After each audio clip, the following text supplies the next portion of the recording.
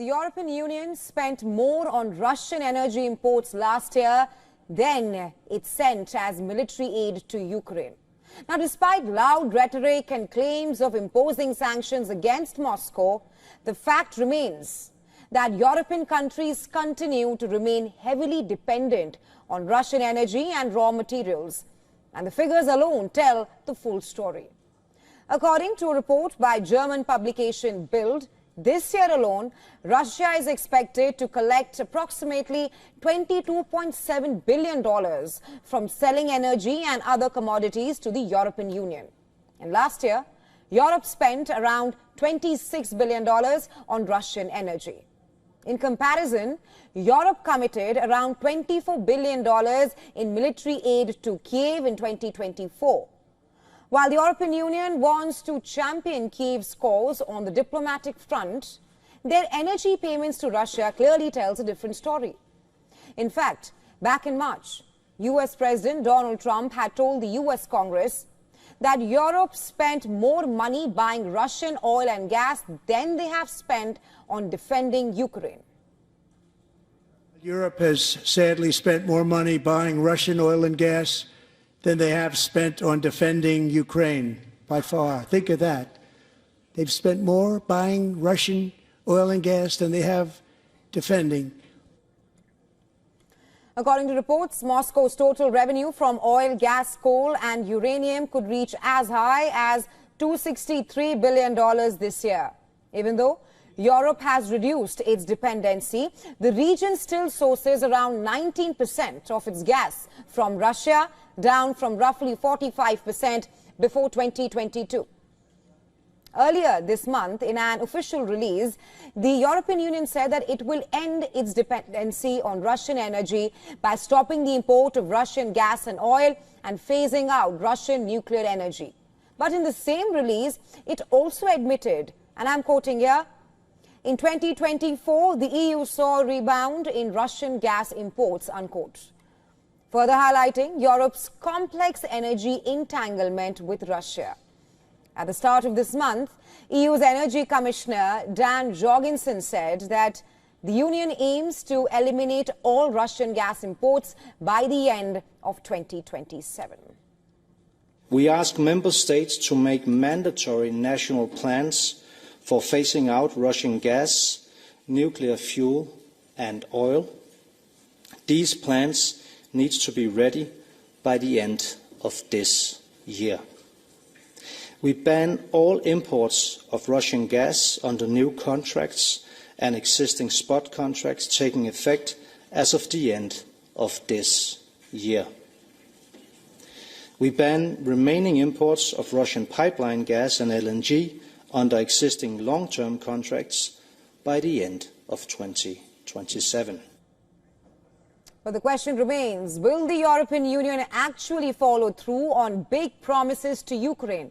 Or will it continue to opt for economic comfort?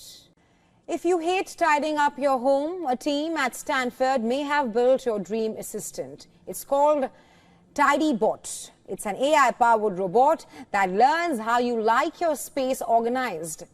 Manufactured by robotics researchers at Stanford University, Tidybot is a rolling robotic arm that uses AI, artificial intelligence, including large language models, to learn and execute household chores. Tidybot learns tasks through imitation, demonstrate an action once, like sorting white laundry into a hamper, and it remembers. So my robot is called Tidybot, and Tidybot, just like the name says, is actually tidying up your place, hopefully. So the idea is that Tidybot comes to your home, and of course in your home, things go into particular places, right? Like you have particular preferences of where things belong in your place. And so that robot doesn't know that in advance, so you would want to show it where things go. And so imagine you're just taking the robot by the hand in a way and are just showing, like, here, this thing goes over here, and this thing goes over here. And the white clothes, they go into this hamper. And, this can goes into the recycling over there. Controlled through a smartphone, it mimics the user's hand gestures to perform pick and place operations, stamping pamphlets, even putting away trash. And unlike your average robot vacuum, this one can do more than just sweep. Co-developed by assistant professor Janet Bong and visiting Princeton student Jimmy Wu, Tidybot was recently unveiled at an event celebrating 100 years of Stanford engineering. The goal? Full autonomy, with the potential for 2 arms or even an entire team of Tidybots from laundry to countertops.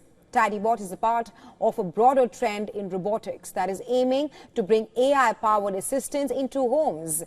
For example, Tesla's Optimus robot, it has been demonstrated performing household tasks like cooking and cleaning, indicating a future where robots handle more complex chores.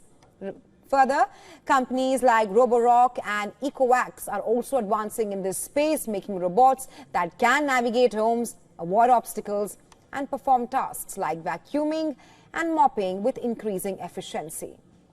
So as technology continues to evolve, robots like the Tidybot may become common household items, handling daily work and giving people more time for other activities. Yes, challenges remain, such as affordability and, more importantly, user trust. But it looks like the future of home cleaning is undoubtedly leaning towards intelligent automation. Shifting our focus in what can be called a major crackdown against global spy tech. Indian regulators in recent weeks have issued a series of guidelines. It's a new set of security rules that require manufacturers of CCTV cameras to submit materials for assessment in government labs. And this comes in the wake of growing government distrust, especially on Chinese electronics, often found to be tampered with spyware. In a fresh notice, the Union government has made it mandatory that the manufacturers of surveillance gear working in India submit hardware, software and source code for testing before they can sell their goods in the market. While the notice addresses the tech industry in general, it's aimed at CCTV camera makers in particular, made or importers since April 9th. The Chinese manufacturers like HIK Vision, Xiaomi and Dahua, South Korea's Hanwha and American firm Motorola Solutions will all now be hit hard by this measure. Most definitely, the security testing policy poses a big blow to the Chinese electronic industry, which is the biggest CCTV camera suppliers to India. This has now sparked industry warnings of supply disruptions. Moreover, it adds to the string of disputes between Indian Prime Minister Narendra Modi's administration and foreign companies over regulatory issues. But is the government wrong to raise this alarm and introduce such regulatory measures? Not quite. As per a government official, New Delhi's approach of increased vigilance and monitoring of Chinese tech and gadgets is primarily driven by China's sophisticated surveillance capabilities, while many are calling it protectionism. In the light of vulnerabilities with video footage transferred to servers abroad detected earlier, there are legitimate grounds of concern here when it comes to personal or national security. More so because some of these gear often serves as a dual purpose, bringing with it the risk of espionage. Some of these cameras are also planted in drones used for surveillance purposes, which are efficient for use both during day and night time. This also making them difficult to be traced back.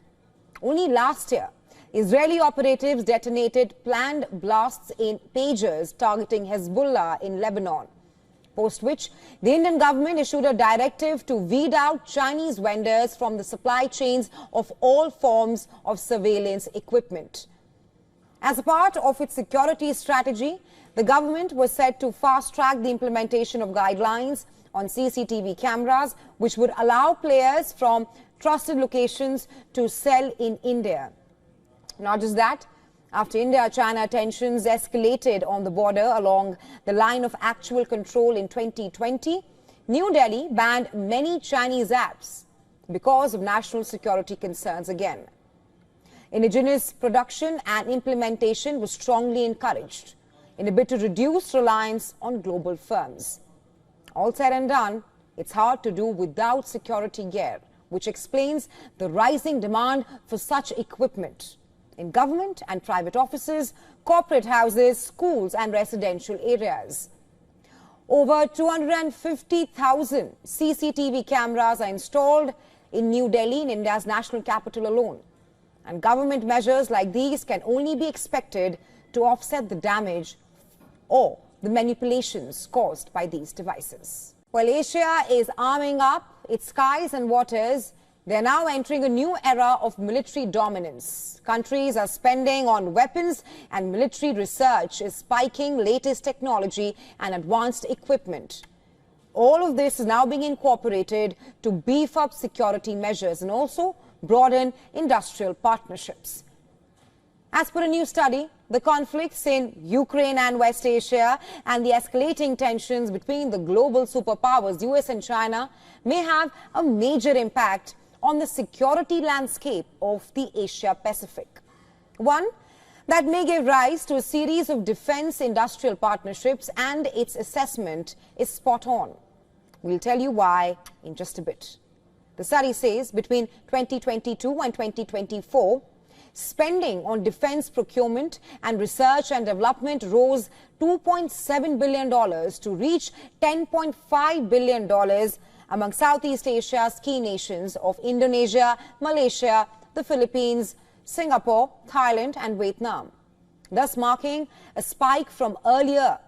Even as the nation spent an average of 1.5% of GDP on defense in 2024, they have been doing over the last decade or so. However, what this study also highlighted is the fact that most Asia-Pacific nations still rely on imports from most key weapons and equipment, ranging from submarines, combat aircraft to drones, missiles and advanced electronics for surveillance and intelligence gathering. All this is only possible due to industrial help, which is now being drawn from other countries who are either the manufacturers or suppliers of these weapons or both. And examples of this are plenty. Let's start with the most immediate one. In the high-stakes India-Pakistan aerial clash that dominated headlines earlier, Pakistan used Chinese-supplied hypersonic missiles, more specifically the J-10C jets, as its mode of warfare. India too has used French-made Rafale fighter jets, as well as Russian Sukhoi Su-30 MKI fighter jets, S-400 missile systems and portable shoulder-fired IGLAS missiles in its aerial combat. Not to forget, the BrahMos supersonic missile created in collaboration with Russia. India has also recently cleared its indigenous fifth-generation fighter jets, or AMCAs, in a bid to shore up its defense. And speaking of Rafale jets, just today, France and Indonesia have signed an initial defense pact that could lead to new orders of military equipment from Paris, including Rafale fighter jets and Scorpion submarines. This is a part of an $8.1 billion defense deal signed by both the countries in 2022, ordering over 40 Rafale aircraft as well as a series of agreements, including submarine development and ammunition as well.